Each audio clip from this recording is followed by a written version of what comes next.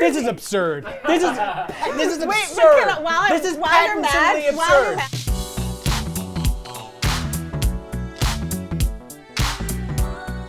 So we've spent all this time talking about, these actors, these actresses, but there's so many that will get forgotten. We're not even forgotten, but just not recognized officially by the Academy. So let's take some time to talk about them. Cam, what's a great performance this year that did not get nominated?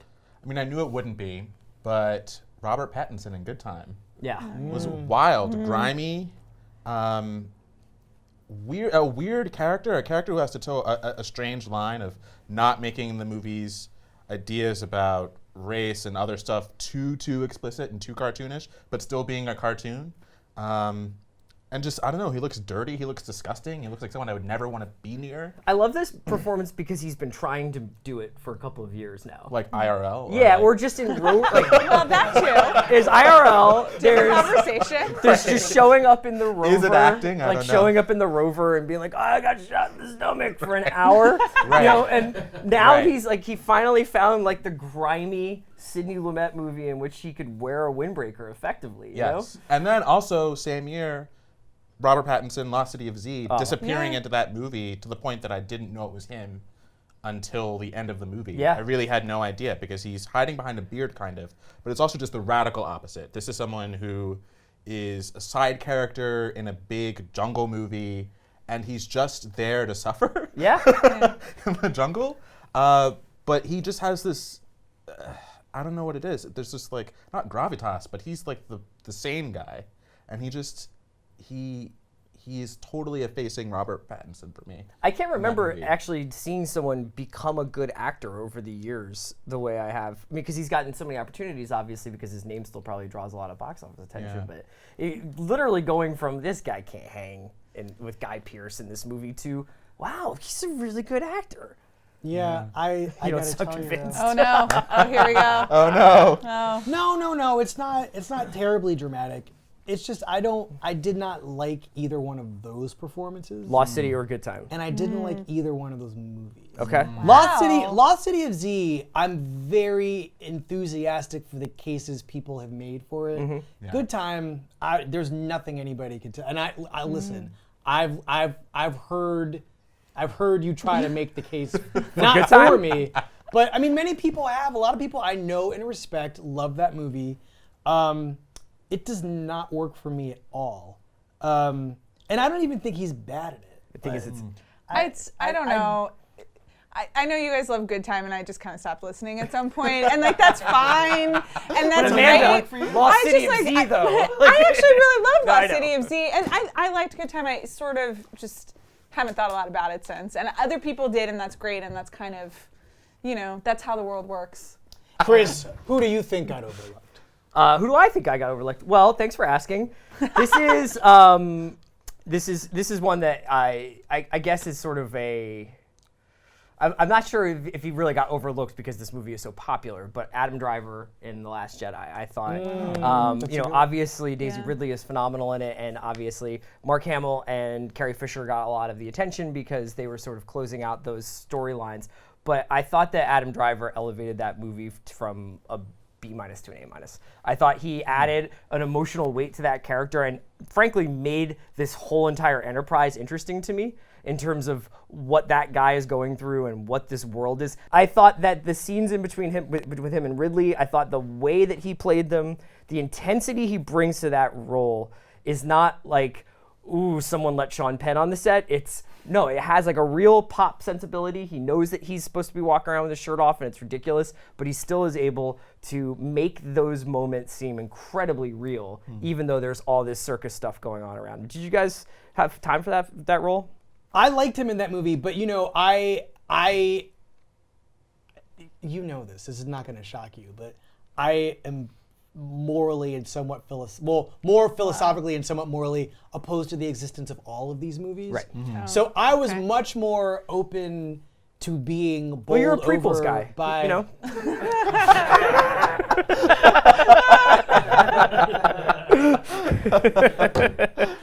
Yeah, I think that Adam Driver in both movies is really good. Yeah. I just, you know. He's basically, I think Driver's just good in everything he does. I think he's good in Lincoln when he's like, do you think we're born into the times that we live in? And Driver's like, maybe. And it's like, I'm like, yes, Adam Driver, holy crap. Okay, you're a little in the tank, but I will ask you this though. Yeah. What if Driver's in Good Time? Well, I like Good Time then. Yeah. I'll watch Adam Driver in anything. I think he is one of those. He's a presence, and I do actually think he's acting. We've been talking a lot about the difference between acting and just existing, and he can do both. But I will watch him no matter what. So I support you. Let's get one of yours. All right, so Armie Hammer is 6'5", 220, and a movie star, and he should have been nominated for Best Supporting Actor. Thank you for your time. You started it out. I thought you wanted him to get drafted by the Kings. I was gonna say. 6'5", 220, inside out the frame, social incredible network thing. footwork. It's the social network thing. Can we have a little bit of a fight about the categorization? Sure. Like, you're saying he should be in the supporting category.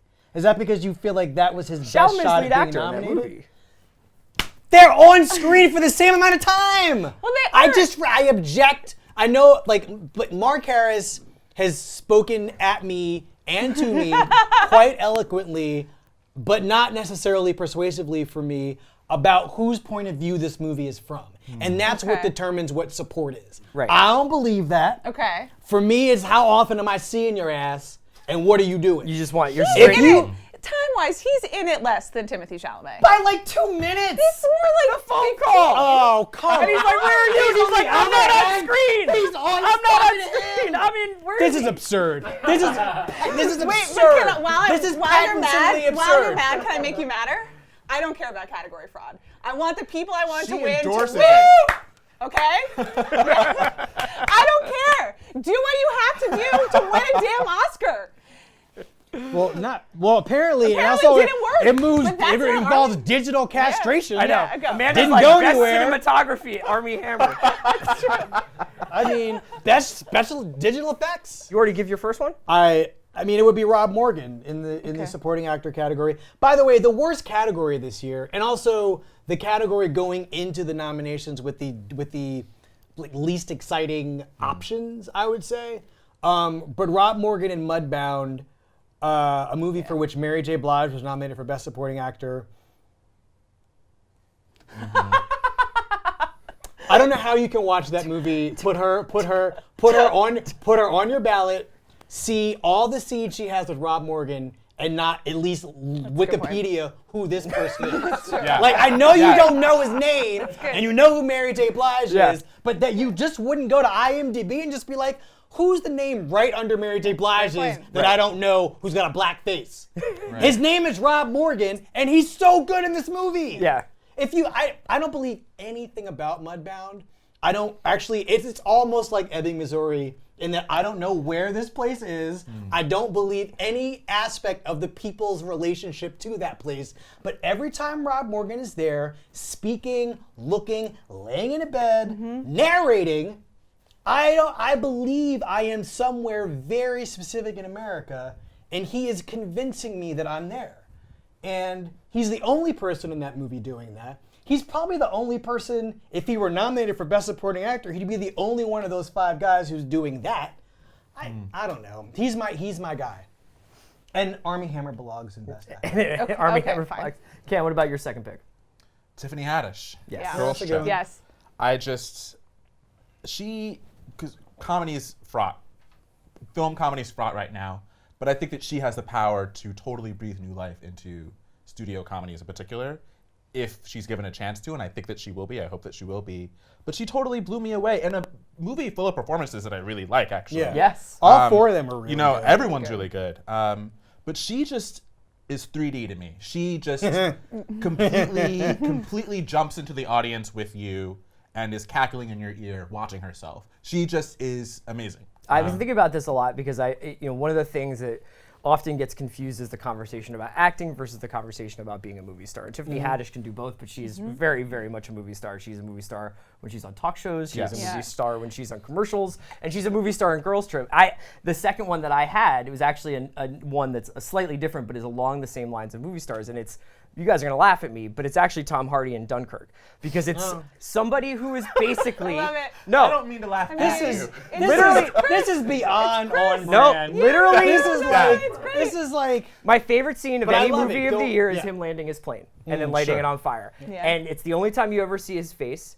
He acts almost entirely with his eyes for an hour up in the air in an old plane flying above the sea, saying the most minimalist standard dialogue of like, he's on your left, go around, I'm going up, I'm going down. Nothing else. But that guy, I don't know why in every movie he insists on covering his face or doing something to his accent or doing something to his, but he actually magnetically pierces whatever force field he puts down in front of him. And maybe it's partially that I'm like, I really wish Dunkirk got a little bit more recognized, but he, for me, was just like, it was such a lovely thing to see, just somebody be able to act with their eyes. And maybe it's a little bit, that's like what Sally Hawkins did. She was able to act with things other with than her whole with their Yeah. whole body like Right. that, yeah. Rather than dialogue, Amanda, Yeah. what's the second performance that didn't get nominated that you wanted to shout out? I thought Sean was going to be here and he would take care of Vicky Krieps and I Phantom second Thread. that. Oh, you I second that, She's yeah. wonderful. Yeah, and that movie does not so work good. without her. Nope. And that's a All hard. her rules and Yeah. all her games. I know. Well, yeah. I was Are gonna you come back making to that. fun? No. No. Oh, just checking. I yelled that one a lot. I just think that's a very, very difficult role to go toe to toe with Daniel Day. You're an unknown, and then it's also just, I mean, without giving the twist away, it's an unusual role. You have to do some. You have to make some unexpected things work, and you have to keep the audience on your side. Right. And she does, and she's fantastic. She's just got, it's just such a great camera presence that is so different from everybody else's Yeah. acting style. Everybody else is, I mean, I'm not, it's just not that she's not acting, but the acting you're seeing, you've seen Leslie Manville do this before. You've seen her act before. Yeah. I've never seen this woman give a performance before.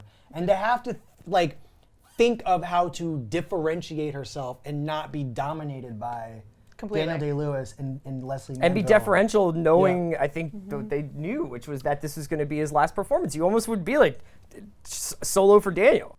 I want to pick somebody off the beaten path, but instead I'm just going to go right into the heart of the beast. And I'm going to make an argument for a movie star nomination for our friend Tom Cruise in American Made. Great. Wow. Wow. Wow. It's late in the afternoon, you can tell. We're really getting loose. It's fun. I like Tom Cruise. Listen, we've been talking a lot in these conversations about people we've been sleeping on. That's true. I love a movie star. Go for it. People who are past their prime, desperate people. Tom Cruise, I mean, look, he's desperate, but he's always been desperate. It's true. He was born desperate. Try hard, yeah. Yeah. Yeah.